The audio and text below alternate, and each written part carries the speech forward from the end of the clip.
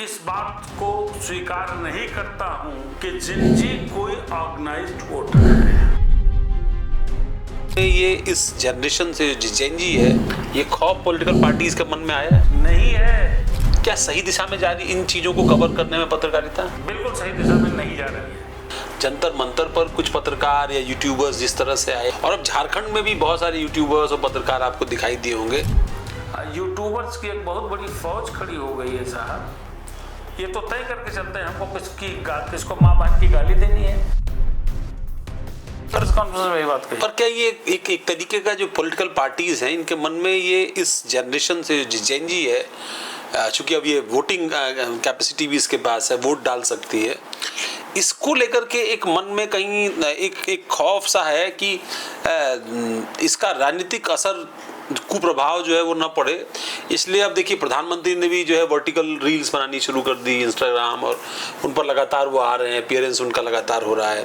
फिर धर्मेंद्र प्रधान का इस्तीफा लिया गया जो पिछले लंबे कार्यकाल में एनडीए के नहीं हुआ, और फिर इसी तरीके से बैक टू बैक अगर आप देखें स्टेप्स पॉलिटिकली, तो ऐसे कई कदम, या कांग्रेस पार्टी, राहुल गांधी खुद झारखंड की अपनी सरकार की आलोचना उन्होंने की, उनकी इंडिया गठबंधन की सरकार है वहाँ पर। बिहार में जो कुछ हो रहा है या और भी जगहों पर जो कुछ हो रहा है, ये बड़ा पॉलिटिकल पार्टीज को कहीं ना कहीं ये दबाव में ले रहा है कि अगर आप इस मुद्दे पर, या पेपर लीक के मुद्दे, रोजगार के मुद्दे, इन पर अगर आप सही समय पर नहीं बोलेंगे तो आपको इसका राजनीतिक खामियाजा भुगतना पड़ेगा। ये खौफ पॉलिटिकल पार्टीज के मन में आया है? बिल्कुल खौफ है, ये खौफ है। लेकिन मैं एक बात बता दूं, आप अच्छे लीडर हो करके, आप युवाओं के मन की बात करके, आप सोशल मीडिया पे आकर के इंडिविजुअली इस वर्ग को प्रभावित तो कर सकते हैं, लेकिन मैं इस बात को स्वीकार नहीं करता हूं कि जिंजी कोई ऑर्गेनाइज्ड वोटर है। बिल्कुल नहीं है। उत्तर प्रदेश जैसे राज्य का दुर्भाग्य है कि जिंजी इस तरह के इश्यूज पर जो हाल के दिनों में रेज किए गए, इनको लेकर के ऑर्गेनाइज नहीं है, बल्कि वो भी ये जो जातिवाद की धारा बहती है उत्तर प्रदेश में, उसका प्रभाव उस पर अधिक है। तो मेरा मानना है कि वोटर के तौर पर जेनजी किसी को प्रत्यक्ष रूप से बहुत लाभ नहीं पहुंचा सकता है। ठीक है, आपसे प्रभावित हो सकता है, आपके यूथफुलनेस से या आपकी यूथफुल थिंकिंग से वो प्रभावित हो सकता है, लेकिन वो एज वोटर आपके काम आने वाला नहीं है। उत्तर प्रदेश में तो चाहे 18 साल का बच्चा हो, चाहे 22 साल का, चाहे 26 का, 36 का, 42 का, या फिर जो अंकल लोग जिनको कहा आकाश आनंद ने, उनकी उम्र का 53, 54, 56 का, वो जाति देखता है पहले कि हम किस कम्युनिटी से आते हैं, हम किस कास्ट से आते हैं, हमारी कास्ट को कौन ज़्यादा सूट करता है, वो उसको वोट करता है। साहब अभी बड़ा वक्त लगेगा इस तरह के आंदोलन से जागृति आने में, खास तौर से एक पॉलिटिकल जागृति आने में वक्त लगेगा। ठीक है, झारखंड में आंदोलन चल रहा है और जंतर मंतर पर आंदोलन हुआ, तमाम पॉलिटिकल पार्टीज ने, खास तौर से अपोजिशन की पार्टीज ने उस आंदोलन को सपोर्ट किया, लेकिन इसका मैं बहुत बड़ा लाभ तत्काल प्रभाव से नहीं देता। हाँ, हानि का डर जो आपने कहा, इससे हानि का भय अवश्य है। एक चीज, पत्रकारों की भूमिका को लेकर के भी बड़ा क्रिटिसाइज कर रहे हैं जंतर मंतर पर कुछ पत्रकार या यूट्यूबर्स जिस तरह से आए, उनकी भूमिका को लेकर के। और अब झारखंड में भी बहुत सारे यूट्यूबर्स और पत्रकार आपको दिखाई दिए होंगे, कुछ को पुलिस ने वहाँ डिटेन किया, कुछ ने वहाँ, मतलब ये बड़ी अलग तरह की राजनीतिक परिस्थिति दिखाई पड़ रही है। कुछ पत्रकार या उनका समूह कहीं समर्थन करता है, कुछ कहीं समर्थन करते हैं। ये जो पत्रकारिता है, इसको क्या इससे कहीं आघात पहुंचता है, या क्या सही दिशा में जा रही इन चीजों को कवर करने में पत्रकारिता? बिल्कुल सही दिशा में नहीं जा रही है, नहीं जा रही साहब। इसलिए नहीं जा रही है कि ये जो आज के दौर की पत्रकारिता है, इस पर कोई रेगुलेशन है ही नहीं है, कोई रेगुलेशन नहीं है, कोई कंट्रोल नहीं है।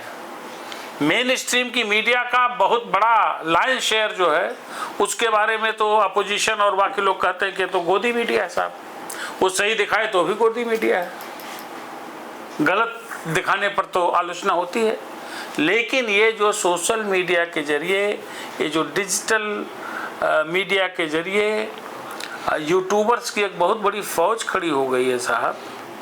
ये तो तय करके चलते हैं हमको किसको माँ बहन की गाली देनी है, किसके खिलाफ हमको करना है, किसके खिलाफ। ये भारत में जिस तरीके का जो विभाजन हुआ, विभाजन तो हमेशा से रहा, हमेशा से रहा। लेकिन मीडिया में विभाजन का जो विभत्स स्वरूप इस वक्त है, ऐसा कभी नहीं हुआ साहब। एक टर्म पालतू मीडिया भी आ गया है।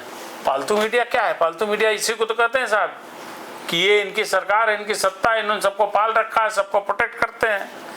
जो गोदी में, ये गोदी मीडिया के काउंटर में पालतू मीडिया। पालतू मीडिया देखिए, देखिए मीडिया का काम है जो सही चीज है उसको दिखाना, जनता की समस्याओं को उजागर करना, देश राज्य के हित के विपरीत कोई बात हो रही है उसको उठाना। लेकिन अगर देश और राज्य में कोई अच्छी बात हो रही है उसको भी जनता के सामने ले जाना मीडिया का काम है। तो मीडिया यहाँ कहाँ कर पा रही है? उसके बहुत से कारण है, बहुत लंबा विषय है। क्योंकि मीडिया का, मेन स्ट्रीम मीडिया का अधिकांश हिस्सा जो है वो बड़े बड़े इंडस्ट्रिस्ट है, उद्योगपति हैं, जो बड़े बड़े व्यापारी हैं। अच्छा, एक चीज उनके हाथों में उनके अपने इंटरेस्ट हैं, उनकी मजबूरी है। तो सरकार चाहे कांग्रेस की सरकार में वो मीडिया नहीं थी जो खाली सरकार का पक्ष दिखाती थी। तो इसीलिए तो पालतू मीडिया और गोदी मीडिया, हाँ, तो उनको आप पालतू ही मान लीजिए, ऐसे लोग पालतू ही है। तब भी थी, आज भी है, आगे और ज्यादा रहेगी। ये मीडिया का दुर्भाग्य है। इसलिए इंटरनेशनली भारतीय मीडिया के बारे में बहुत अच्छा ओपिनियन नहीं है। और क्षमा सहित कहना चाहूँगा, मैं भी यूट्यूब के बहुत से चैनल्स पे रहता हूँ। यूट्यूब चैनल्स की बड़ी अहमियत है, बड़ी आज़ादी है, और इस आज़ादी को कंस्ट्रक्टिव अप्रोच के साथ देश और जनता के हित में इसका प्रयोग किया जा सकता हो भी रहा है। तमाम ऐसे इशूज जो मेन स्ट्रीम मीडिया नहीं टच करती थी वो यूट्यूब के जरिए हमारे सामने आ रहा है। लेकिन इसमें दुरुपयोग का जो हिस्सा है वो मुझे लगता है थोड़ा ज़्यादा है, ज़्यादा दुरुपयोग हो रहा है। दुर्भाग्य है कि कोई ऐसी नियामक संस्था नहीं है जो इसकी गतिविधियों को, नियामक संस्था भी बना करके क्या करेंगे? आपने एनबीए बना और भी कई एडिटर्स गिल्ड बना, बहुत सारे ऐसे फोरम बने, लेकिन उनमें औपचारिक, जिनको बैन कर देते थे वो कल से और ज्यादा चाटुकारिता करने लगते थे।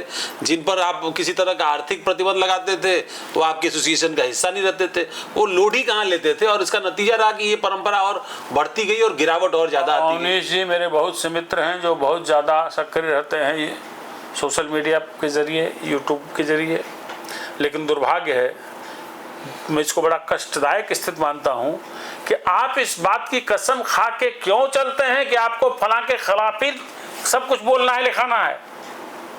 आप वही अंश किसी के भाषण का दिखाएंगे जो नकारात्मक है, आप वही विजुअल दिखाएंगे जो नकारात्मक है। अच्छा आप नहीं दिखाएंगे। ये कहाँ की मीडिया और कहाँ की पत्रकारिता?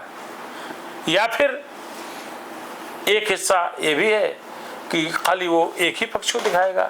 तो मीडिया में ये जो बंटवारा है पक्ष लेने का, ये खतरनाक है।